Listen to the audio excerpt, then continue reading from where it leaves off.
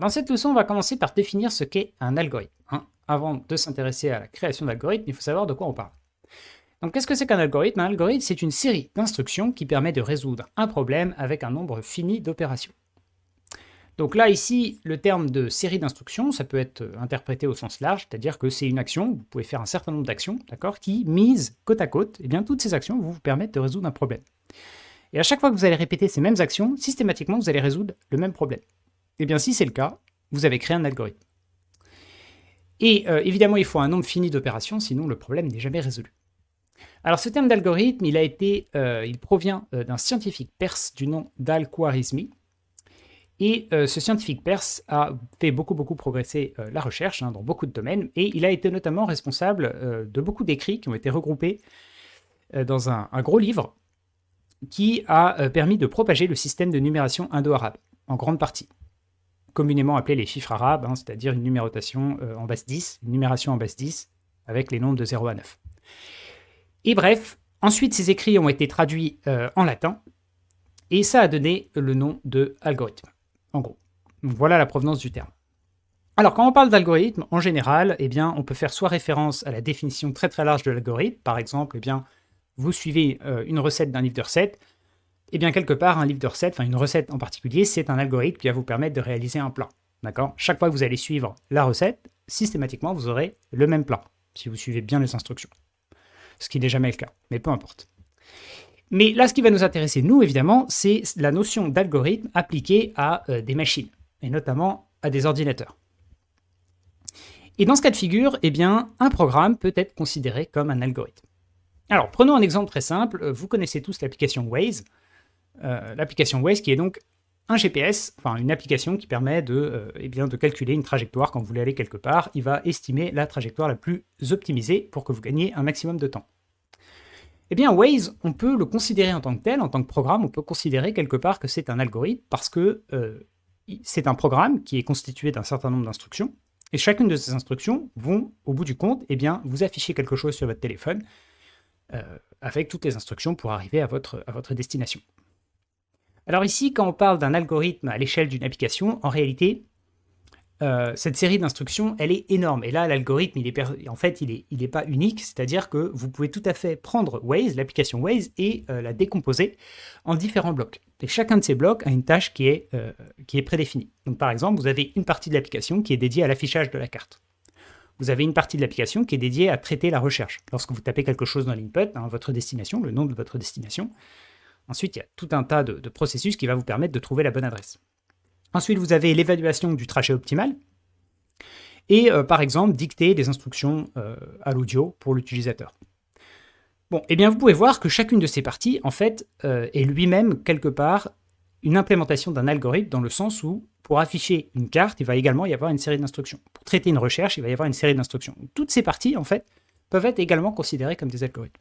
Voilà, et au bout du compte, eh bien, chacune de ces parties peuvent elles-mêmes être découpées en sous-parties, et en sous-parties, et en sous-parties, jusqu'à qu'on arrive à des briques fondamentales et à des opérations très bas niveau, qui va consister à positionner une information sur votre processeur pour faire une opération très simple, d'accord? Et ensuite, il va y avoir de la lecture d'informations sur la RAM de votre téléphone, il va y avoir des calculs qui vont être faits avec le CPU de votre téléphone, etc., etc. Donc on peut tout à fait découper et arriver d'une application complexe qu'on peut effectivement considérer comme un algorithme à des fonctions très simples, très basiques qui elles-mêmes vont implémenter des algorithmes.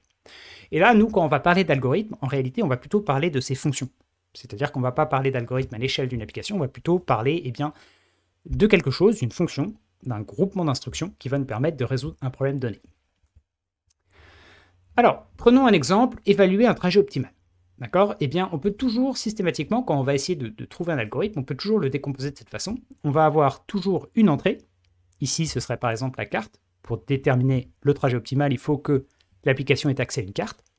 Et au bout du compte, quand la partie algorithmique de l'évaluation du trajet optimal aura terminé son œuvre, eh bien, on aura un résultat. Et le résultat, ce sera le trajet optimal.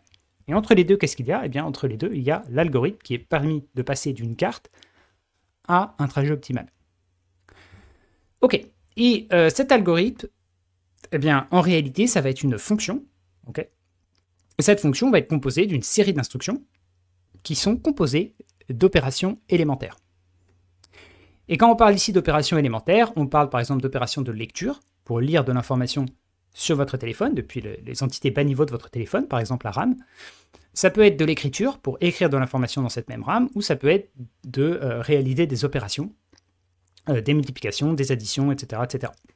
Et en réalité, même à ce stade, on peut encore décomposer, puisque une opération, c'est simplement du courant électrique qui passe au travers de portes logiques, hein, et vous pouvez voir ça en fait comme une organisation de petits interrupteurs qui sont mis les uns à la suite des autres pour avoir une opération plus haut niveau qui correspondrait justement à une addition, à une division, à une multiplication, etc. Toutes ces opérations de base.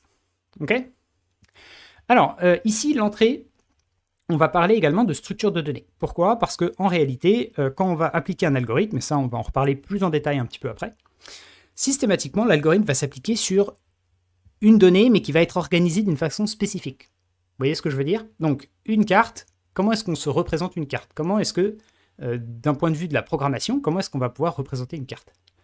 Eh bien, pour faire ça, on va devoir justement trouver un système, et ce système qu'on va trouver va correspondre à la structure de données. Et vous allez voir qu'en fait, structure de données et algorithme sont deux notions qui sont très très proches, et qui ont besoin l'une de l'autre. On en parlera encore plus en détail vers la fin de ce chapitre.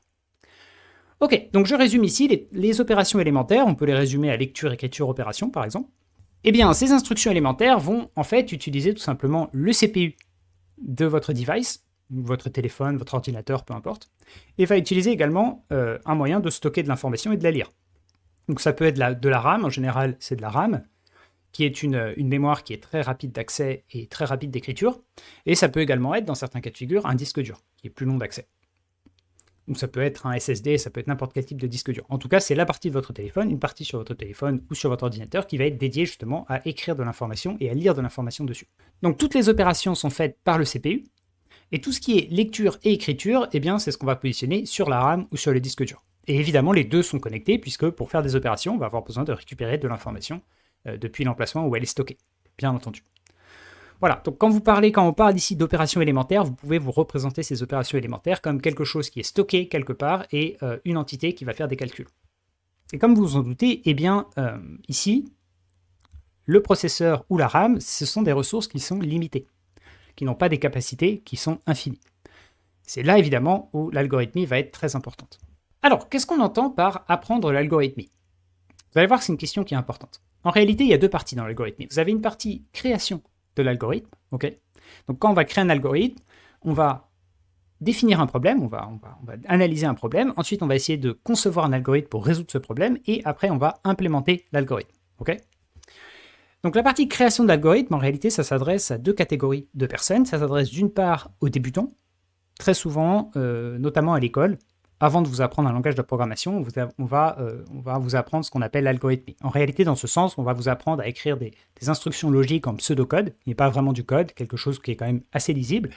Et là, on va parler d'algorithmie. Mais en réalité, vous ne créez pas véritablement un algorithme qui va permettre de créer une solution pour un problème complexe. En réalité, ce que vous faites, c'est que vous apprenez un petit peu la logique de comment fonctionne un programme. Okay ? Et la deuxième catégorie de personnes qui vont créer des algorithmes, ce sont en fait les mathématiciens. D'accord ? Et entre les deux, en fait, il n'y a pas grand monde. Parce que concevoir un algorithme dans le sens où on va résoudre un problème extrêmement complexe de façon optimisée, en réalité, un développeur ne peut pas le faire. Ce n'est pas du tout la même formation que mathématicien ou que scientifique en général. Donc nous, ici, justement, on ne va pas s'intéresser à cette partie création d'algorithmes. Nous, ce qui va nous intéresser, c'est l'apprentissage sur comment appliquer des algorithmes. Et en réalité, la méthodologie qu'on va suivre va être un petit peu différente. On va tout d'abord avoir exactement de la même façon une analyse du problème, mais ensuite le but du jeu, ça ne va pas être de concevoir un algorithme. Le but du jeu, ça va être de trouver l'algorithme qu'il va falloir utiliser pour résoudre ce problème. Vous voyez, il y a une grosse différence. Dans un cas de figure, on crée un algorithme. Dans l'autre cas de figure, on va trouver un algorithme qui est déjà créé et qui est le meilleur algorithme qui va vous permettre de résoudre un problème donné. Ensuite, la troisième étape, ça va être d'adapter l'algorithme à votre situation, puisque très souvent, vous allez voir qu'un algorithme va être appliqué sur un cas d'école, d'accord, avec un exemple phare que tout le monde connaît et que tout le monde utilise pour imager cet algorithme et pour expliquer cet algorithme. Mais quand vous allez être confronté, vous, dans vos programmes, à des problèmes spécifiques, évidemment que l'algorithme ne sera pas directement adapté pour vous. Et qu'il va falloir avoir une phase où vous allez comprendre l'esprit de l'algorithme que vous allez vouloir utiliser, vous allez devoir l'adapter pour pouvoir l'appliquer à votre situation. Et ensuite, vous avez toujours la partie implémentation. Ça ne change pas. Okay ? Donc nous ici dans notre formation, c'est vraiment cette partie qui va nous intéresser. Parce que ici, on forme des développeurs, on ne forme pas des mathématiciens. Ok, donc maintenant que c'est bien clair, on va pouvoir continuer.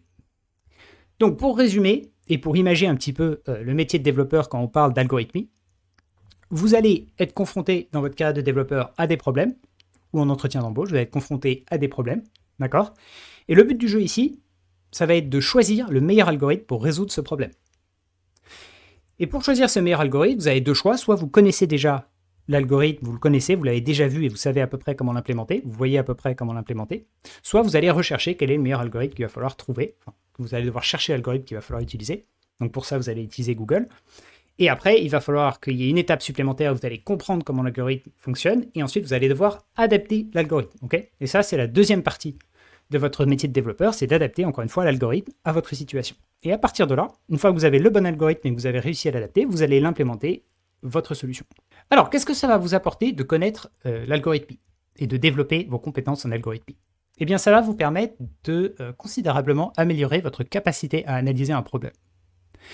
Et très souvent, notamment lorsqu'on a beaucoup pratiqué le code, par exemple, qu'on est un développeur chevronné mais qu'on n'a jamais fait d'algorithmie, eh bien, on peut avoir une tendance à, quand on rencontre un problème, à directement sauter sur la solution. Vous avez déjà une idée de comment vous allez résoudre ce problème, mais vous allez peut-être manquer une étape sur une analyse plus approfondie du problème en question et d'une solution plus élégante que vous auriez pu mettre en place. Donc ça va vous aider justement à mieux comprendre le problème avant directement d'essayer de sauter sur la solution. Et vous allez gagner beaucoup de temps et évidemment vous allez résoudre des problématiques de façon plus efficace. L'autre chose, c'est que ça va vous permettre d'évaluer la performance d'une solution, d'accord? Vous allez être capable d'évaluer la performance du code de façon beaucoup plus efficace et d'une façon générale, voilà, vous allez pouvoir évaluer la qualité de n'importe quel type de bloc de code que vous allez rencontrer dans votre carrière. Et c'est très très utile de pouvoir évaluer la qualité du code, que ce soit dans votre milieu professionnel, quand vous allez travailler avec des gens, vous pouvez évaluer la qualité de leur code, vous pouvez évaluer la qualité de votre code et comme ça, vous aurez beaucoup moins de mésententes et de mismatch entre vous et vos collègues. Et la dernière chose que ça va vous apporter de développer vos compétences en algorithmie, c'est que ça va évidemment vous éviter de vous faire humilier en entretien. Parce que très souvent en entretien d'embauche, on va vous poser des questions logiques, et on va vous demander ensuite une implémentation. Donc la première approche, c'est de se dire que ce que demande en réalité la personne en face de vous lors de cet entretien, c'est de vous dire « je vais trouver une petite solution maison et ça ira très bien ». En réalité, ce n'est pas ce que vous demande la personne en face de vous. Si vous postulez pour une entreprise tech, d'accord, une grosse entreprise tech, qui est vraiment portée sur la technologie et exclusivement sur le numérique, en fait, ce qu'on va tester de vous, c'est est-ce que vous connaissez l'algorithme pour résoudre le problème qui vous a posé et est-ce que vous êtes capable de l'adapter au problème? Est-ce que vous êtes capable déjà de comprendre le problème? Est-ce que vous connaissez l'algorithme qu'il faut utiliser pour résoudre ce type de problème et est-ce que vous êtes ensuite capable de l'implémenter? Ok? Et ça, c'est les trois grosses parties qui vont vous permettre de devenir fort en algorithmie. Ces trois parties qui sont distinctes et qui sont hyper importante. La première chose, c'est que plus vous allez connaître d'algorithmes, meilleur vous allez être. Okay, c'est impossible de connaître tous les algorithmes. Il y en a des millions. Okay, c'est impossible. Mais globalement, on utilise quasiment toujours les mêmes algorithmes et globalement, vous allez systématiquement rencontrer des problèmes que plein de personnes ont déjà rencontrés et en gros, le nombre d'algorithmes que vous allez être amené à utiliser dans votre vie va être assez restreint. De la même façon, le nombre d'algorithmes qu'on va vous demander de connaître en entretien d'embauche, par exemple, il est très restreint, c'est toujours les mêmes. Donc plus vous les connaissez, plus vous allez pouvoir résoudre un problème rapidement et plus évidemment vous allez pouvoir résoudre de problèmes en général.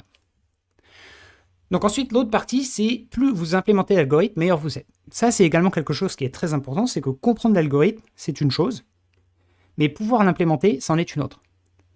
En entretien, vous pouvez savoir exactement l'algorithme que vous devez utiliser pour une situation donnée, et au moment où vous allez la mettre sur le papier, eh bien vous allez faire des erreurs parce que vous allez mal implémenter l'algorithme. Vous allez laisser pas forcément des typos, vous pouvez laisser des typos, mais bon, ça à la limite c'est ok, mais vous allez pouvoir éventuellement laisser des erreurs logiques. Et là, il n'y a pas de secret. En plus de connaître l'algorithme, il faut que vous les implémentiez les algorithmes, et il faut que vous les implémentiez encore et encore et encore. C'est beaucoup de travail, mais il faut le faire, et comme ça, ensuite vous irez beaucoup plus vite. C'est vraiment une question de pratique. Au début, vous allez être très très lent dans l'implémentation de vos algorithmes, et plus vous allez en écrire, plus ça va vous paraître facile. Et la dernière partie qui est très importante de développer également, c'est l'analyse des problèmes. Et ça, c'est quelque chose qui est excessivement important, notamment en entretien d'embauche. Il faut que la personne en face de vous, vous puissiez exactement lui dire quelle est quand il va vous poser le problème, il faut exactement que vous puissiez analyser les différentes entrées, les différents paramètres que vous avez dans l'énoncé, ok, pour que vous puissiez ensuite trouver la bonne solution, le type d'algorithme que vous allez pouvoir appliquer, et ensuite que vous allez pouvoir adapter l'algorithme que vous connaissez déjà, et bien que vous puissiez l'adapter à la situation pour résoudre votre problème. Donc la partie analyse de problème, c'est quelque chose évidemment de très important, parce que même si vous connaissez beaucoup d'algorithmes, si la personne en face de vous pose une question et que vous n'arrivez pas, à partir de son cas de figure, de sa question à lui, trouver l'algorithme qu'il faut, eh bien vous ne pourrez pas l'appliquer tout simplement. Voilà, donc c'est 3 parties dans lesquelles il va falloir progresser. Et il n'y a pas de limite, hein, il n'y a pas de secret non plus, il faut beaucoup s'entraîner. D'une façon générale, ça va être une formation qui va être très exigeante intellectuellement parlant, c'est-à-dire que vous allez pouvoir suivre la formation, elle va être de qualité j'espère, mais vous allez devoir pratiquer beaucoup de votre côté, et vous allez devoir faire fonctionner votre cerveau de façon intensive si vous voulez progresser rapidement. Ok, allez, c'est tout pour cette petite présentation sur ce que c'est que l'algorithmie et sur ce qu'on va faire dans cette formation. Dans la leçon suivante, eh bien, on va commencer à montrer un premier exemple d'algorithme.